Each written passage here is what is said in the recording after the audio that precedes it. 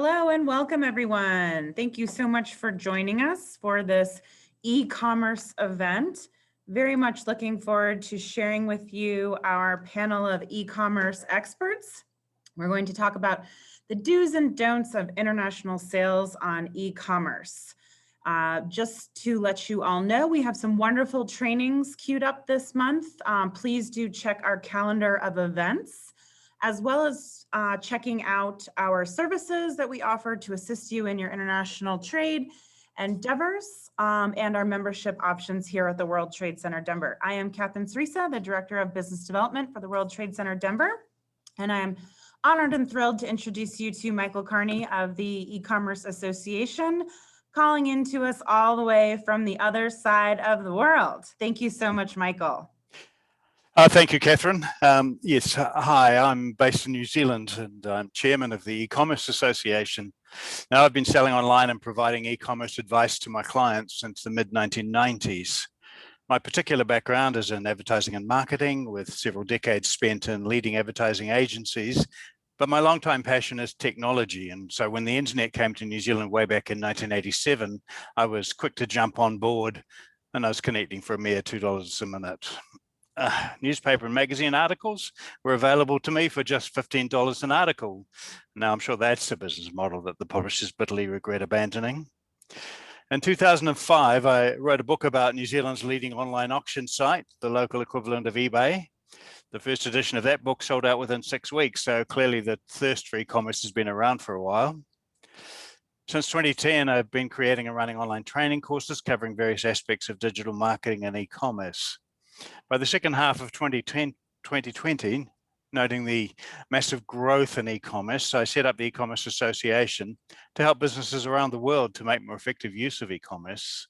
And we offer resources and training to our members through our website at ecommerceassociation.co. And we're currently working on an e-commerce resource guide, identifying suppliers of key e-commerce solutions and providing tips, tools, and techniques to help businesses conduct e-commerce more profitably. The guide will be published free of charge in July, available in PDF form, and the World Trade Center has agreed to happily make that available to you once it's published. Now, on to today. Today, we're going to talk about e-commerce, as you know. So let's start by getting a definition of some of the terms that we're going to be using. E-commerce itself, here I tell you how to suck eggs, simply means the buying and selling of goods or services, typically using the internet. E-commerce is hotter than ever, growing 58% globally year on year. That's according to the just released Salesforce 2021 first quarter shopping index. Now, when we talk about D2C platforms, we're talking about software that allows you to sell directly from your own website to consumers, and D2C stands for direct to consumers. Examples of D2C platforms include Shopify, WooCommerce, Big Commerce, and other tools that allow you to build e-commerce stores on your own website. The other major approach to selling online is through what we will collectively call online marketplaces, which are simply places where you can list your products for sale. Online marketplaces can perhaps be split into two main types: services such as Amazon, eBay, and AliExpress, who welcome your products and allow you to control most of the content that you post when you're listing products.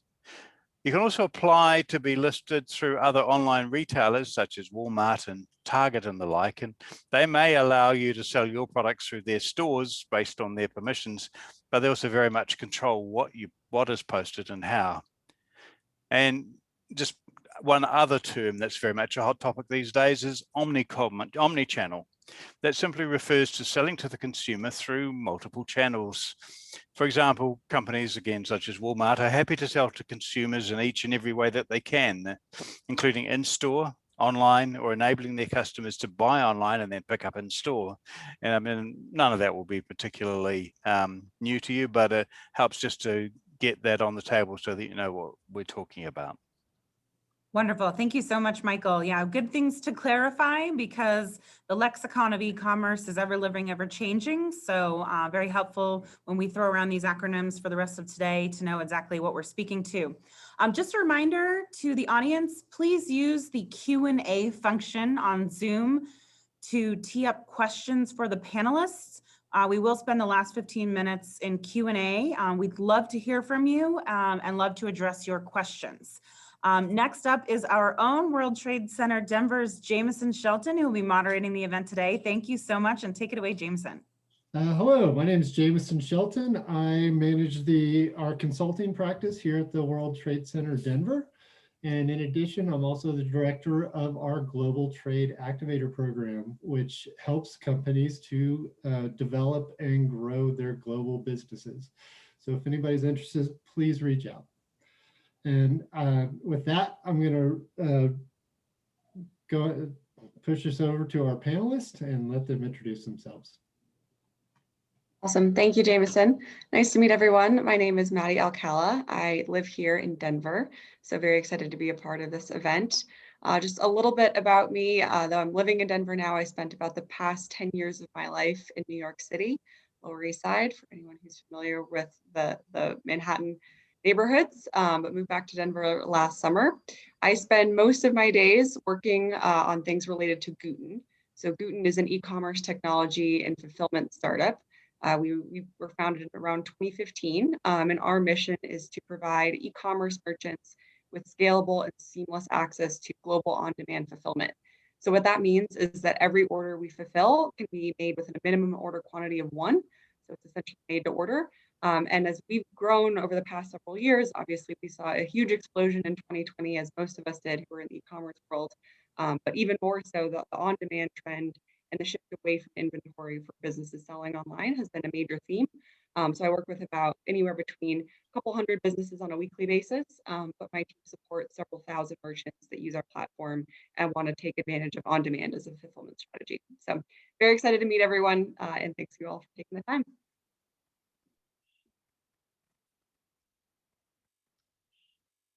Oh, I can go next. Hi, my name is Alexandra Schaff. I actually am located in Chicago, although I plan on moving to New York in the next 2 months.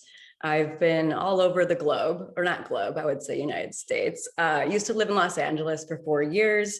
I've been in the payment space for over 4 years and recently made the transition earlier this year into e-commerce. I wanted to combine my FX experience into something that is rapidly evolving and excited to be a part of, and e-commerce is that. So I'm honored to be on this panel and, share with you guys the best practices and latest trends, including digital transformation and payments within the e-commerce space. The company I work for is Pong Payments, and we are a trusted partner of Amazon. So I would say that would be my top priority, helping out businesses that are on Amazon, but don't worry, other marketplaces too.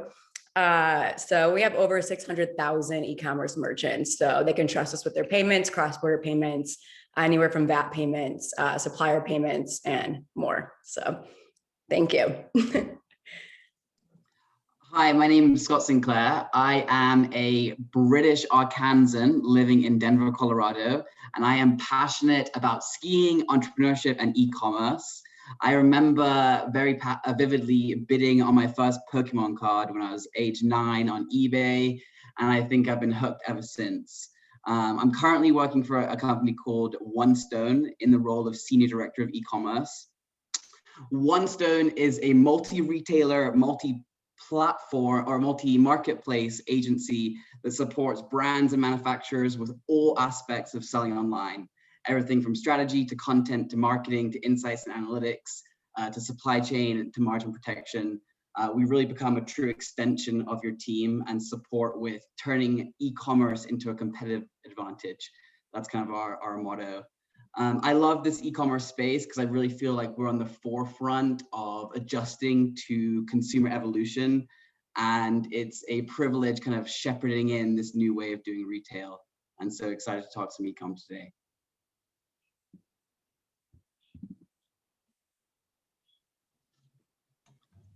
All right, well, thank you everybody for those great introductions, and we're going to jump right into it. So we have some questions that we've developed. And our first question of the day is understanding your customer. How and why do they buy online? And I'm going to kick this off with Michael. Thank you, Jamison. Yes, well, from my perspective, and I'm sure from all of our perspectives, the most important aspect of selling to anybody is understanding the buyer, the customer, and there's lots and lots of information out there, both in a sort of general sense, and if you already have a customer base, you can ask them.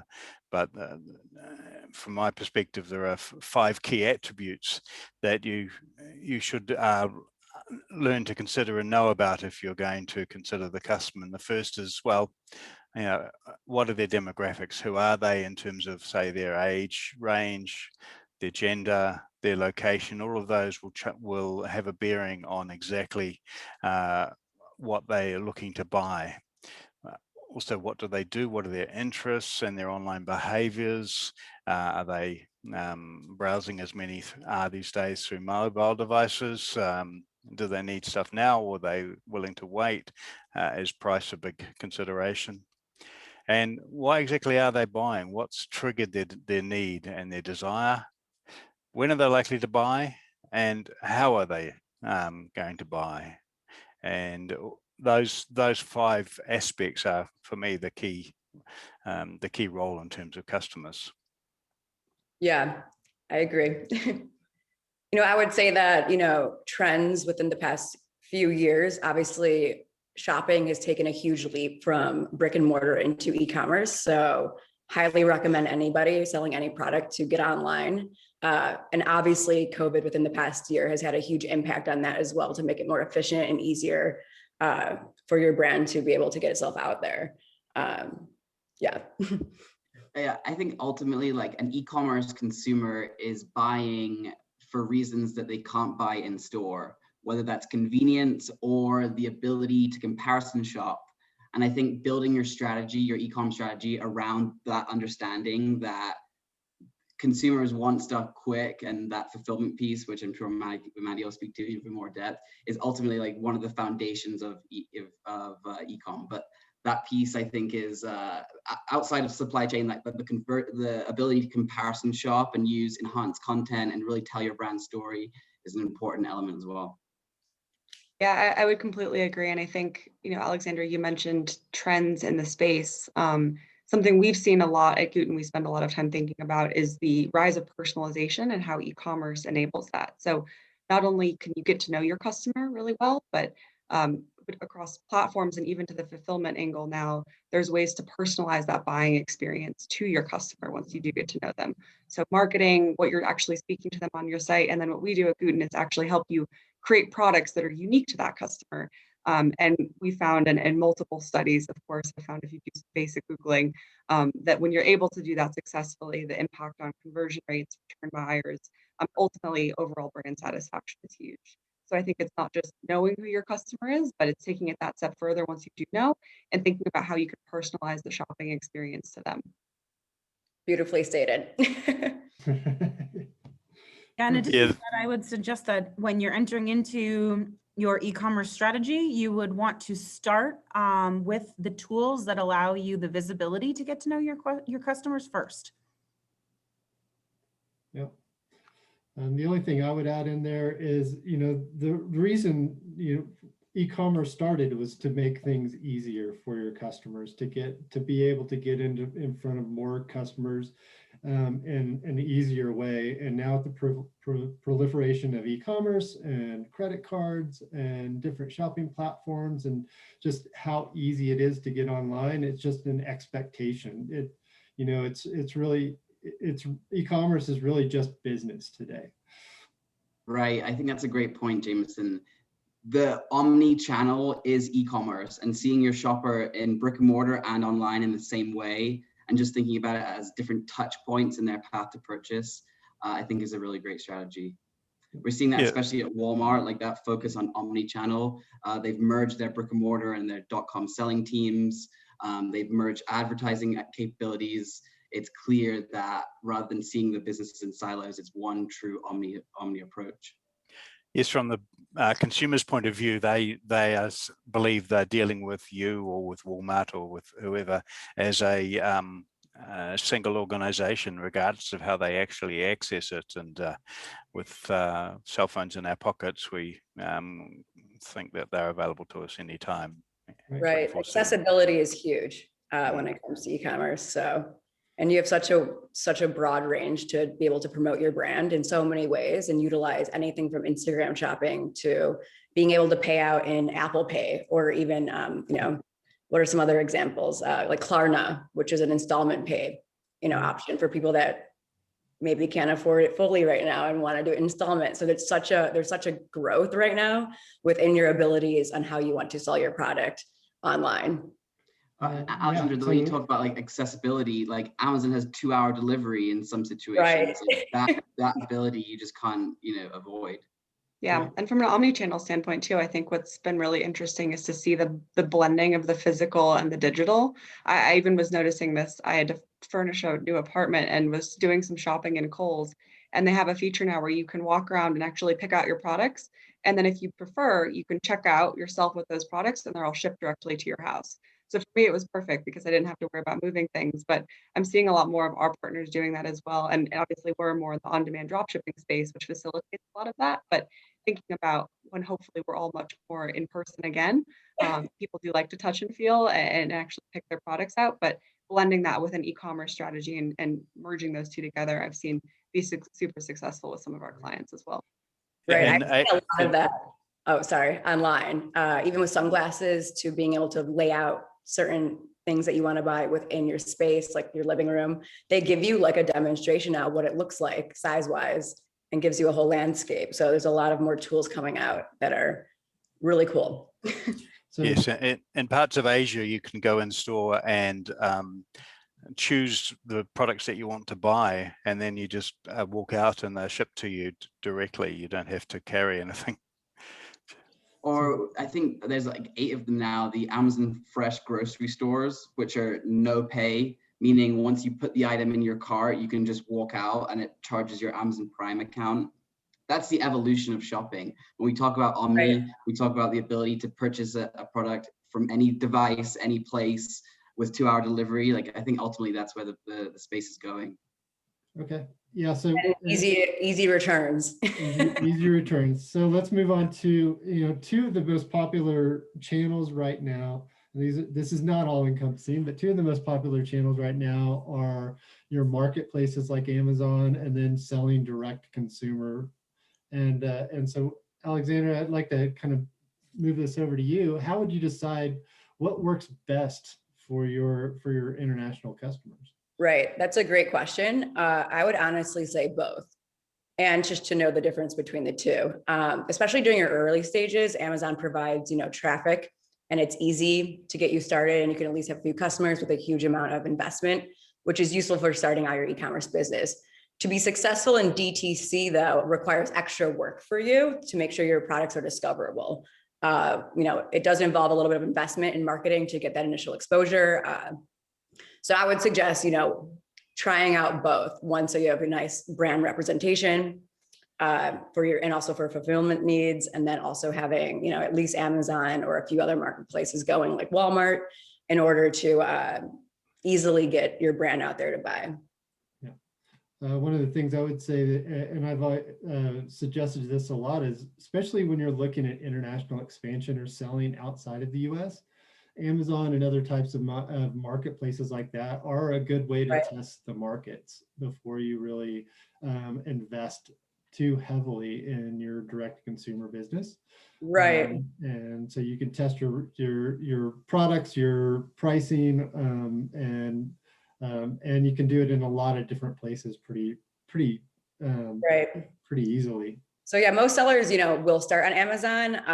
It's the most well-known globally, and then they make it, very easy to expand internationally on Amazon. I would say Canada, Mexico, Europe have been, pretty prime there, but then you can also look into different other markets if you want to expand even further, such as Rakuten, which is Japan's largest marketplace, and it's surpassed those on Amazon in Japan. So those are some things to take note on. Also other places in Asia, which has been, up and going, just thriving right now, would be something like Shopee or Lazada to still continue to be dominant, in that region. So there's so many different areas in which you can find different marketplaces if you do want to expand internationally. And I highly suggest it because who doesn't want to make more money? Yeah, I would completely agree. With what you said, Alexandra, both is the answer, right? And there's trade-offs to both approaches and gains. A word of caution I would definitely offer anyone considering selling on Amazon internationally, at least from what we've seen, is be super familiar with how your fulfillment is going to work to deliver to those international customers, and make sure that your Amazon store for those markets is set up properly. It's unfortunate, but there have been too many times I've seen businesses get their account suspended from an international market for Amazon because their shipping tracking links are getting stalled at the border, or they're not shipping in country. So I think that fulfillment angle is super important to consider. Even if the marketplace itself obviously drives a lot of traffic, the last thing you want is to establish a really great Amazon presence and then not be able to meet their requirements. To trickle on that, also, choosing a correct payments provider rather than just going with, ACCS or a bank to do either your sales, to repatriate your earnings or to pay out suppliers. There are so many more, payment providers out there now that are not going to bake in like hidden fees and costs that large, organizations tend to do to, that diminish your margins. So it's nice to look at other opportunities out there that have such a great global presence and currency capabilities that can do the same thing, but even easier than a bank or, that provider that, let's say Walmart or Amazon is, offering to you. So just to be more transparent, I don't think there's enough teaching and knowledge out there for everybody that's joining Amazon or joining any marketplace and know about your payment options. Cause it's like, oh, it's so easy. Like, they got it covered with whatever bank they're using, or, I just want my funds back. But what they don't realize is there are so many extra hidden fees in that foreign exchange conversion that's coming back that they don't even look into it. So I want everyone to be a little bit more, look into your options, because that can also help on top of any other margins with fulfillment, payments. There's so many other little things that come in there and trickle in that can help you just make the most for your buck. Perfect. I Catherine, would take. do you have a poll that you're? Yeah, first I want to let Scott add to the dialogue. Yeah, I was just gonna say I would take a more holistic step back. Like these are really granular recommendations around fulfillment and payment, but looking at your P&L, like the margins of selling direct to consumer versus selling a marketplace are completely different. Where does your business net out from a profit perspective? Number one. Number two, where are you selling today? Do you have brick and mortar inventory availability? Are you selling to distributors? Where's your downstream inventory living? Like that's a really big plea. If you're going to try and sell on Amazon, you're going to be impacted by that. That's a big piece. And then what's your category? Like, do you need that consumer data? Like Peloton probably is never going to sell on Amazon because they want that consumer data. They want that UI, UX experience on their website. What's your product category? Are you more everyday? You can still build a really premium experience on Amazon. They've made that really easy for brands. But those are kind of three big questions I would start with in terms of, direct consumer or marketplace. Yeah, really great point. I think we can't say consumer data enough, because the choices you make along the way ultimately enable your visibility into your consumer data, which will enable your choices down the road. So keeping that in mind as you choose how you want to sell internationally online is always extremely important. Do want to queue up a poll for the audience. We want to hear from you. So we have our first poll that we're going to pop up right about now.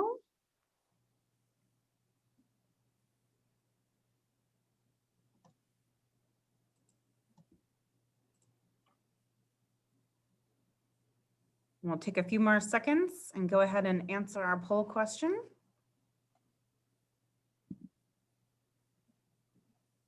What is your experience in selling online? Are you new to this game or is it old hat?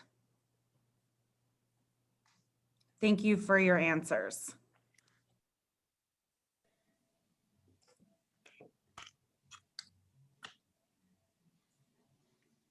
Okay, if everyone can see it, we've got majority novice, so we'll have a lot to learn today in our panel. Then we've got 31% professional, so you've done this before and you're internationally expanding, I assume. 21% experience but need to learn more. Fantastic. So make sure that you're active in our Q&A so we can address your questions. And then 14% just here to get the gist. Very cool. Thanks for your answers. Appreciate everyone participating. Okay, Jamison, back to you. That's a good mix. I like to see that. Yeah. That's great. So let's keep going on kind of our conversation around marketplaces. Wanted to really kind of get into what are some of the most popular fulfillment options to support online sales. And Scott, I'll give this one to you. Yeah, and I love e-commerce fulfillment because I feel like it's the foundation of e-commerce success. You can have great content, great ads, but unless your product's arriving on time, in full, in the correct requirements, the rest is kind of irrelevant. And so there's 40 different ways to skin the e-commerce cat, whether you're doing Amazon FBA, dropship, direct to consumer, using a 3PL to manage that process. There's ultimately, based on your business and your product category, there's no right way to do it. But the most important thing is building a really clear process that your team knows how to work with this 3PL or work internally, all the way from when a PO is received to when the product leaves the door. There's too many places to get tripped up, from pallet dimensions to pallet weights to labeling requirements, where if you sell in a marketplace, you sell an online retailer, there's going to be a lot of boxes to check. You're not as bound on the direct consumer side, but arguably there's less volume quicker. And so it's all about balancing what's right for you at this stage. But just know that that fulfillment piece, I would argue, before doing anything else on content or payment, like getting kind of that fulfillment piece down is probably the foundation of e-com success. Yeah, successful fulfillment also has a very direct bearing on the customer's overall view of you. I mean, the moment you make the sale and get the click, that's great, but then there's a gap. What in the UK that's called mind a gap between between when a customer has the joy of buying and when their delivery actually arrives, and that's that is a major concern. And there are various strategies that can be put into place, like for example, if you've got a product that requires more information, maybe it's say a blender, then you can help by partway through the time between order and delivery, you could send them say a recipe booklet electronically or some other means of basically saying, yeah, we love you, you're still on our radar and your product is coming. And of course, making sure that track and trace capabilities are ideally enabled so they can actually see how far off track their blender is.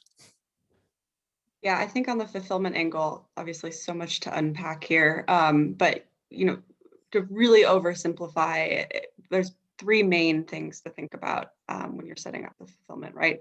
Who's going to make the product? Who's going to store and or ship the product? And then how are you getting it to the end customer, right? So that shipping piece. And I think there's different levels of control and flexibility you have in each of those buckets, depending on what your brand is.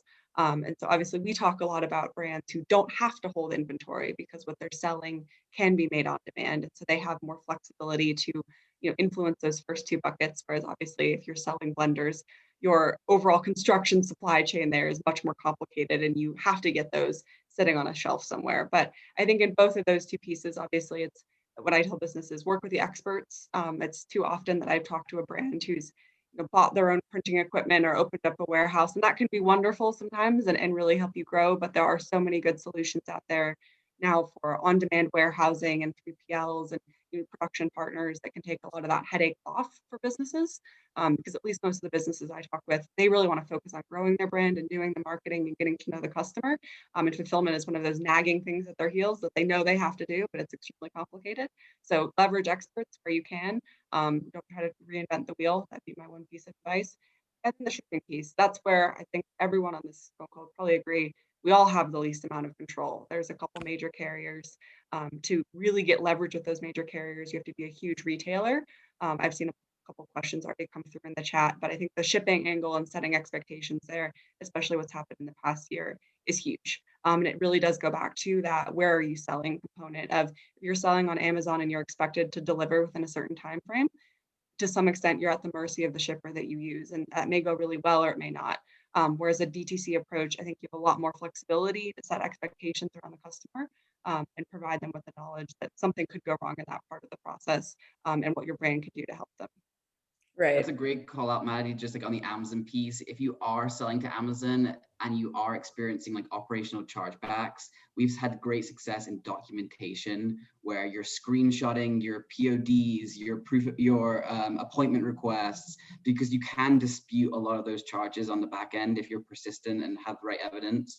And so just a quick note, if you are selling to Amazon, try and be as buttoned up as possible and have everything in writing. Good point. Yeah, I wanted to touch on, oh, sorry. No, Amazon FBA versus, fulfilling it yourself. So as you mentioned too, there's ways for both, ups and downs. You kind of need to just first analyze, how large your, how much money you have, how big is your brand, and then figure out your margins, because, it will be more costly to do something that's, fulfilled by, but you have less of a headache. Or you can choose to do it yourself if you're a smaller company, see how that goes. And then with that, if you don't do fulfilled by, you also have a little bit more control over everything, because I know that Amazon doesn't really, they're not very transparent with, the buyers or the sellers on there. Sorry. They don't really get that much information from all their customers, which is a little annoying. But once you get big enough, or if you just want a chance to, just launch your product on there, it's a choice up to you. One of the biggest things we see with FBA is the Prime badge. You only have Prime eligibility if you're FBA or if you're seller fulfilled Primes. And a lot of times you won't win the buy box if you're not Prime. So it's sometimes a little bit of a necessary evil unless you have unbelievable drop shipping capabilities. We typically recommend that brands start on FBA.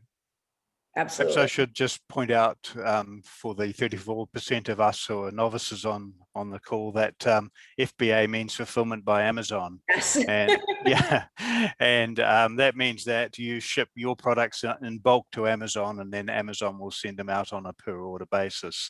And it's a great way to leverage Amazon's now 200 million Prime members who receive free shipping within a certain time period, depending on their location. And I mean, that really applies only in those areas where Amazon has an actual domain on presence. So in the States, of course, and other leading countries, but there are many countries where shipping is an issue for when getting products via Amazon, because there are all those costs as well. One of the things that I would mention, and this is something that we see all the time, and one of the side effects of international and being online is we see a lot of companies that are accidentally international, and they don't really realize it. But once you're out on the web, you can get customers from anywhere, whether you're B2B, B2C, doesn't matter. The key, and a lot of the times you're trying to chase those sales and trying to figure out your different fulfillment options that's going to work on a global basis.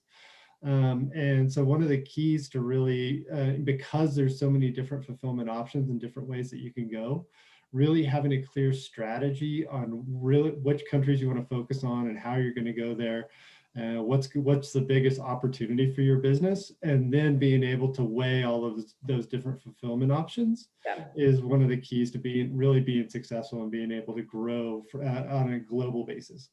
Right. I wanted to say too, just as a panel as a whole here, all of us, anywhere from wanting to get your brand exposure to fulfillment to payments, all of us have partnerships with other companies to help you expand internationally if you are nervous about getting your foot in the door, and we can help you out with that. So perfect, thank you. Well, we have one more question for the group, and this is really around the direct-to-consumer e-commerce platforms, and it's what are some of the most important features to consider when selecting a DTC e-commerce platform to support your global online business? And Maddie, great question, I'm gonna Jamison. I'll hop in with the first one on that. So I'm gonna primarily talk about Shopify and Big Commerce as the two emerging Goliaths in the space. Obviously, Shopify is the market leader.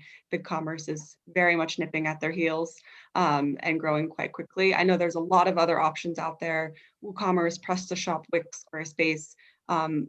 Most of those, at least in my experience, are geared towards smaller businesses who are just starting out. So I'd say Shopify and Big Commerce are kind of the two primary SaaS enterprise platforms, of course, putting Magento in the land of its own in some senses. So from a selection standpoint for the e-commerce platforms, especially for international businesses, I think the key factors to think about are payments, so both transaction fees and payments overall, as well as currency support, catalog considerations. So can you localize pricing? Can you actually create a specific catalog on your website for consumers in different geographies?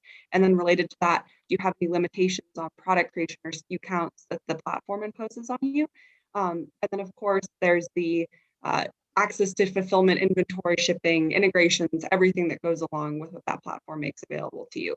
And so I'll put VAT and tax within payments. It's a hairy topic nobody wants to talk about on a lunch on a Friday, but that probably falls in there as well. So I think if you're to compare and very high level, the Shopify and Big Commerce teams do a lot of good job, explaining this themselves. Shopify has the benefit of being a global leader, the largest. They are obviously most recommended from an ease of use standpoint, and really their power is the size of their marketplace with over 5,000 apps listed to give businesses a lot of flexibility to pick different solutions and leverage the best of other providers. I'd say cons of Shopify, or something to consider, is really how they handle payments. So unless a business is willing to work through Shopify payments, they're subject to transaction fees, and there's limitations on the Shopify platform in terms of how they handle multi-currency support natively within what they offer to businesses.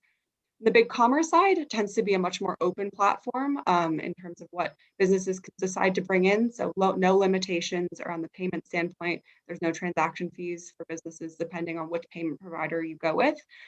Big Commerce also very much has that underdog mentality. So in my experience working with them, they're more inclined to kind of go out of their way to be flexible and support a merchant, which can be really powerful for someone who's just starting out. And on that enterprise plan and wanting to have somebody really hold your handle on the way. And then speed and scalability. Big Commerce typically is a bit of a faster platform. They're more scalable in terms of how many SKU counts they support from a product standpoint, but they lack a little bit on the ease of use side, at least from what I've heard from merchants. And then obviously their app and their marketplace is quite a bit smaller.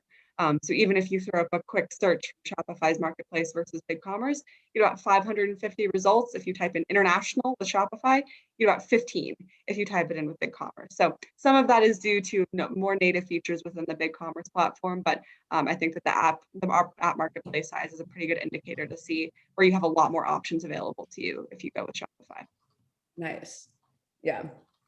Just to touch on the international payments piece, I cannot stress enough how important it is to know who you're working with for these payments. And I can quickly cover VAT, even though that is a little much for a Friday. Just to be able to know that like what you're getting charged, like there are so many, just make sure you're getting the best rate, making sure you're able to pay out your suppliers either in local or USD currency, depending on what they need. Maybe also offering, local currency is better to send so that there's not a double force conversion happening for your vendors to then pay out their people that they need to. And then with VAT, making sure that whatever country you have sales in through any of these marketplaces, that you're able to hold funds in that currency, then you can pay out your VAT taxes with that. So finding a provider that's not gonna like overcharge you and it's giving you this ability to do all of these things, very important. So. Another key issue is usability, and Maddie, you touched on it, that whichever platform that you may choose to go with, you need to be sure that it's easy for you to use when you're putting together your store, but also B, easy for customers to use, and in a way intuitive, so that as they proceed through your store, that they can easily see where they need to go, what they need to do. We find that about 2/3 of shopping carts get abandoned, so people click through to the shopping cart and then don't buy, and some of that is just because there's some information that they don't get anywhere else, like in some cases the shipping costs don't show up until you actually get to the shopping cart. And so you need to, if you're evaluating a shopping cart option, then you need to check out testimonials from those who have already been through the process, and see what kind of feedback you get from them in terms of what the what the underlying bugbears are that they just haven't solved yet. Thank you. Fantastic. Let's do one more poll for the audience, please. If we can ask the audience to engage with us one more time, learn a little bit more about where you are in this process. We'll ask you a poll question, and we're teeing that up right now. How are the majority of your sales completed? So how are the majority of your sales completed?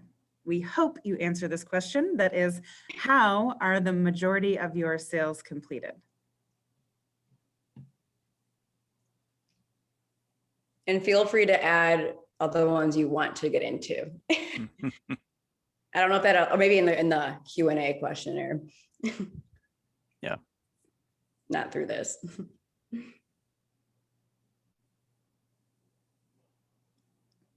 Okay, let's check out our answers. Okie dokie. So yeah, we can see here we've got a majority of folks who are selling on their own site, followed by 3P marketplaces, the big names, followed by a vendor's website. And then last but not least, still in brick and mortar stores. So probably looking to get onto e-commerce in the future. Wonderful. Thank you so much for letting us know. This will help us as we go into the Q&A section. Wonderful. Back to you, Jamison. Great. Just one second. There we go. So now we're going to go into open up the panelists to our audience, and we have some great questions in our Q&A section.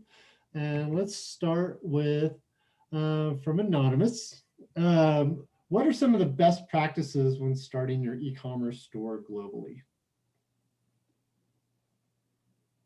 High level. High level. I can go first. I think there's 5 key buckets that you need to think through. First is fulfillment. We've talked through that. Next is kind of content, building your images, your assets. What's your page going to look like?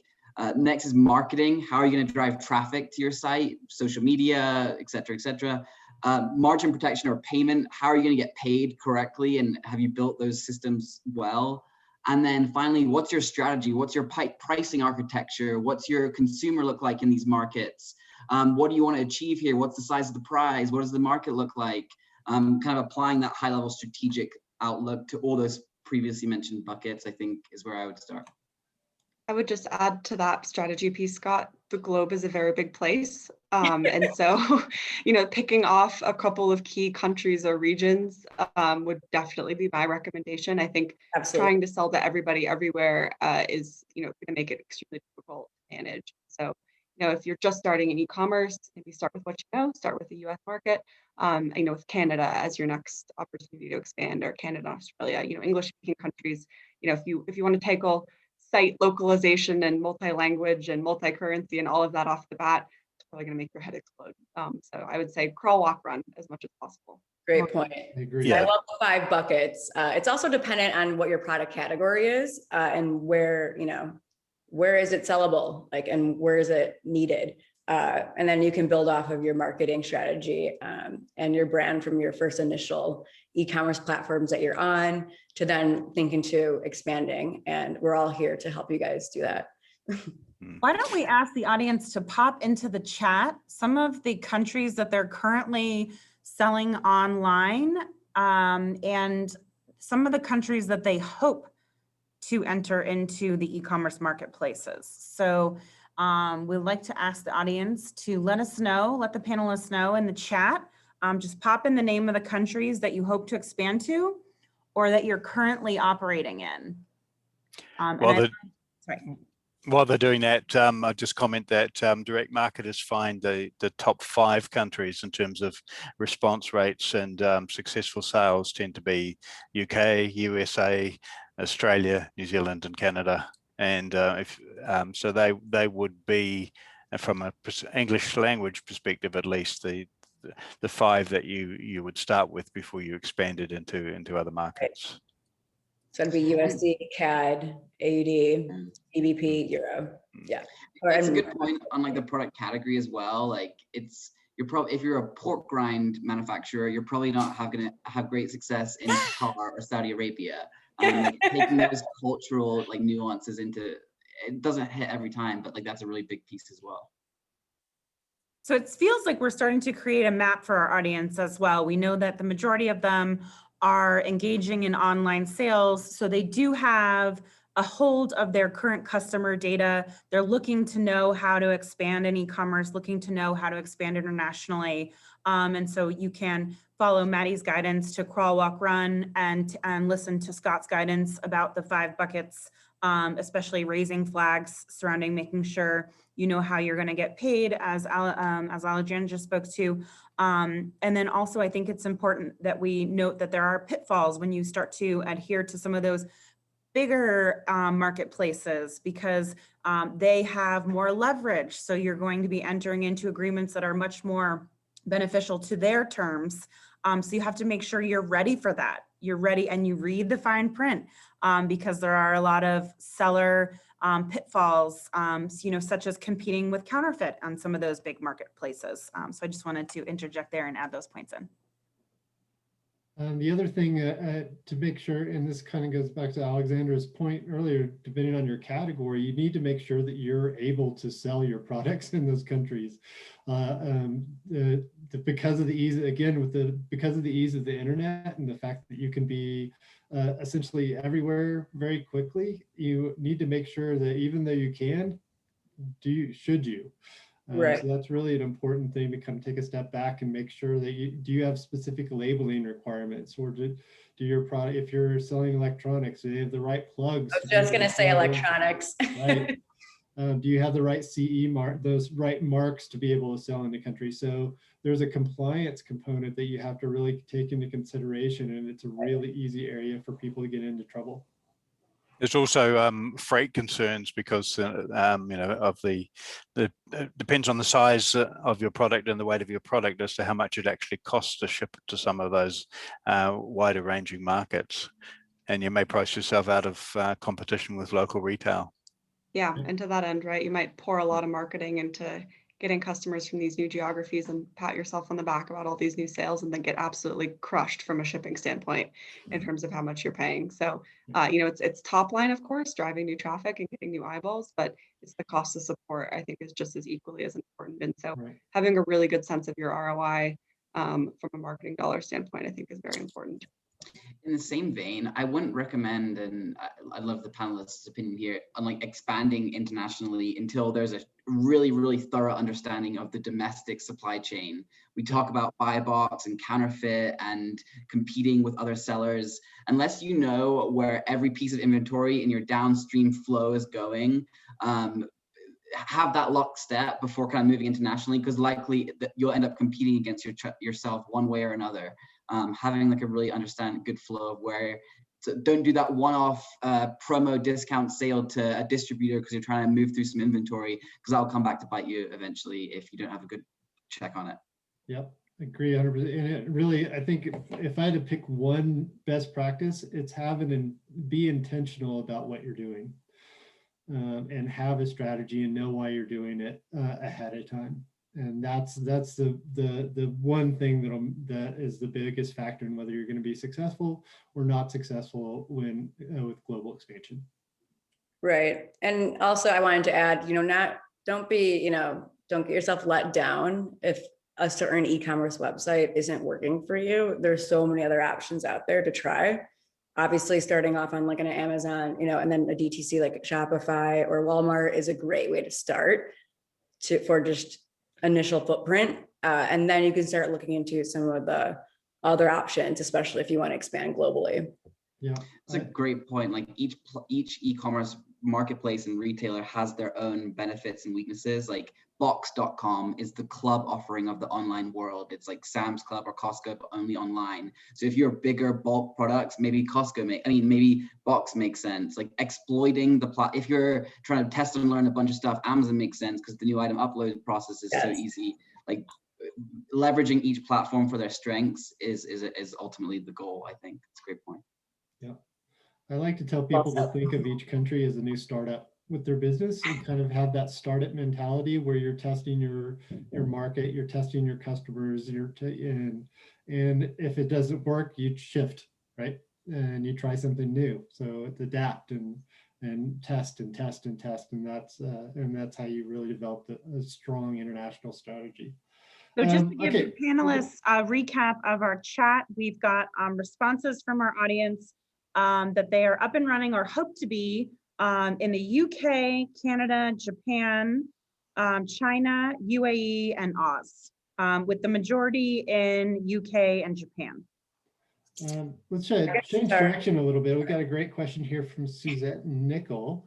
And it was could you offer any tips on how small businesses can use social media in other countries to boost brand awareness and drive customers to their e-commerce platform? I want to touch on Rakuten quickly. They're such a large organization to be a part of, especially if you want to sell into Japan, and they have offerings, outside of there as well. They're massive and they have partnerships, I know, with Walmart, with us, I'm sure with a ton of other companies as well. If you want to get recognition too, they do a great job marketing your product. Just check it out. It's one of my recommendations there.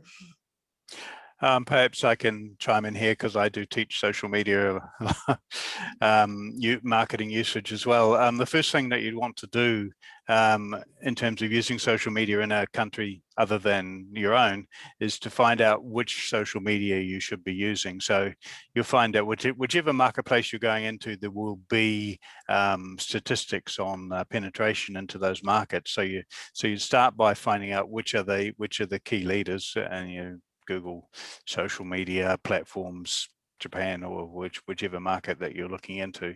Then once you've found which ones you should use, then you should create the best and most professional social media page or account that you can for your business.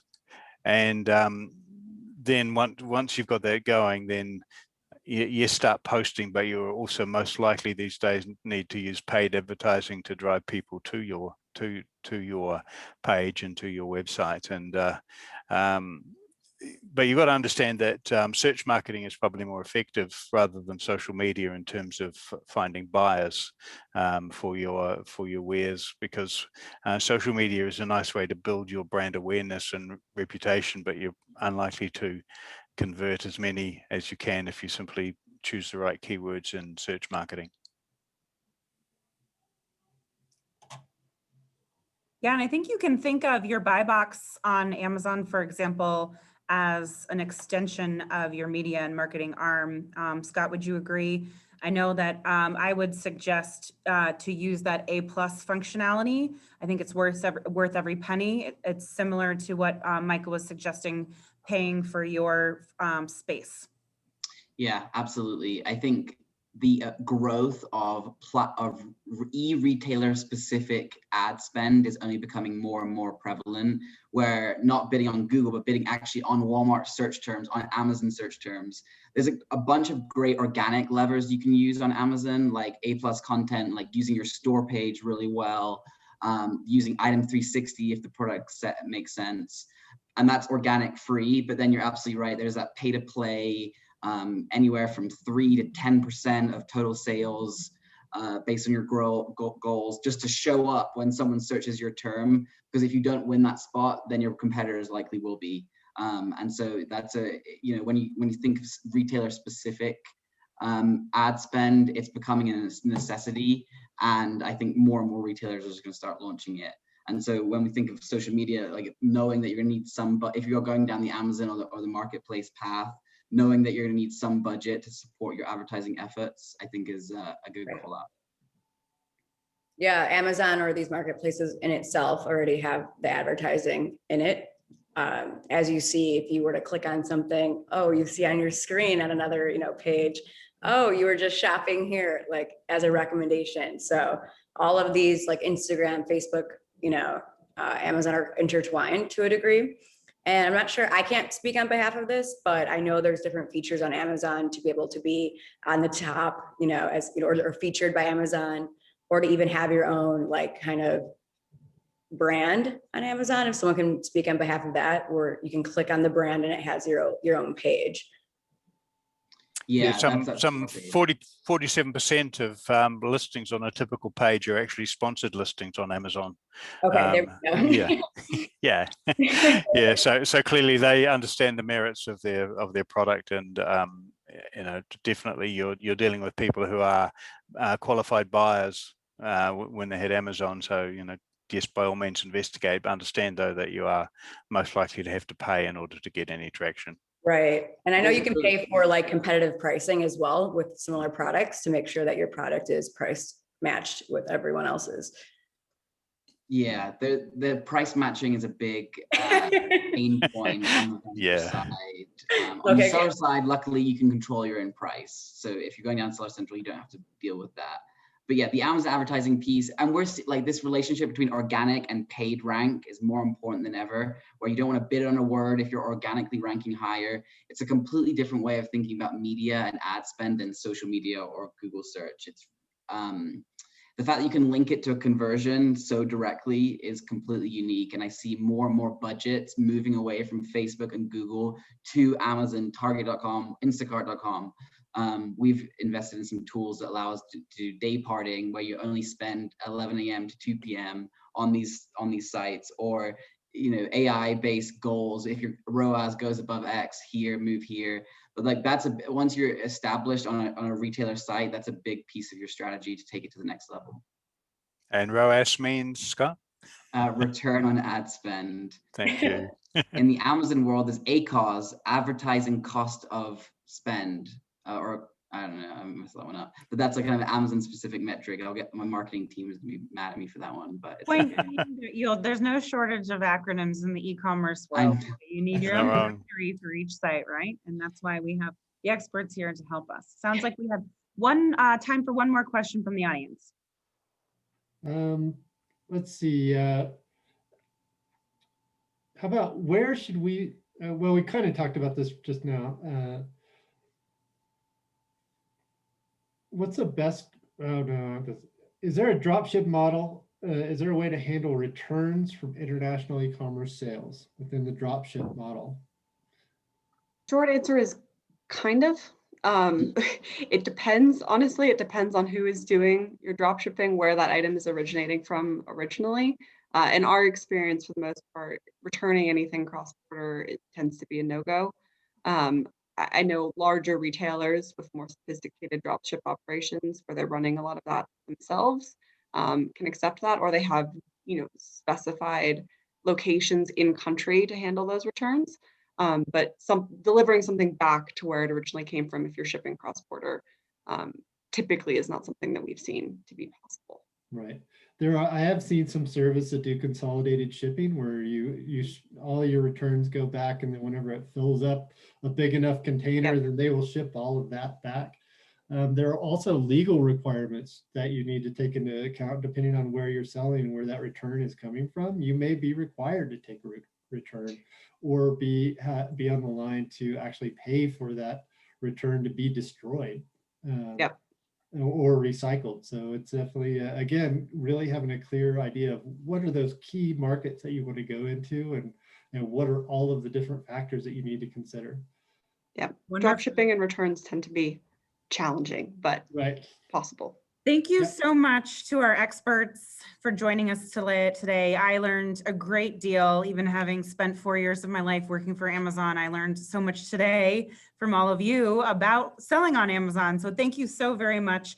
Thank you to our audience for joining us today. We appreciate you being here. Please check out our calendar of events for the next month coming up, and do take a look at our membership and service options. We look forward to seeing you again in the near future.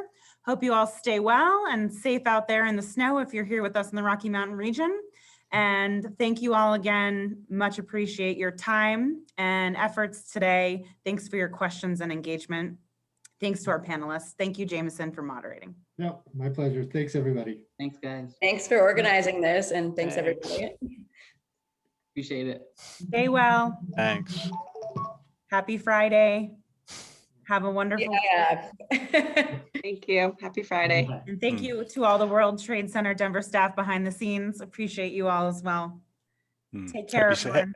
Happy Saturday from New Zealand. Happy Saturday. Cheers to Saturday. Yeah. Cheers. Bye. Au revoir. Stay well. Thank you again. Thanks. Bye-bye.